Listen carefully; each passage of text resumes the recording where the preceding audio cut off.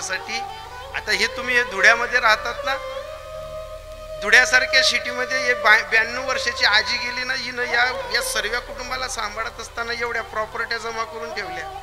तुमची घरं 100 फुटाची आहेत. मला खरं सांगा दादा, धुळ्यासारख्या शहरात 100 फुटाचं घर कोणत्या बापाकडनं आजच्या परिस्थितीला घेतलं जाईल? अरे हा विषय संपून जाईल, पण 2 चष्मा जागाने घेतली जाणार. धुळ्यासारख्या सिटीमध्ये जर आजारी पडलो ना, डॉक्टरची 500 रुपये फी आहे.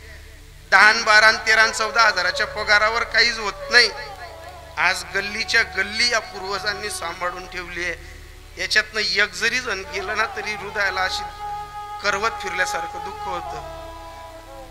जेव्हा ही पत्रिका वाचली ना, मी त्या पत्रिकेवर त्या आजींचा चेहरा पाहिला ना, तर मला माझी आजी आठवत होती.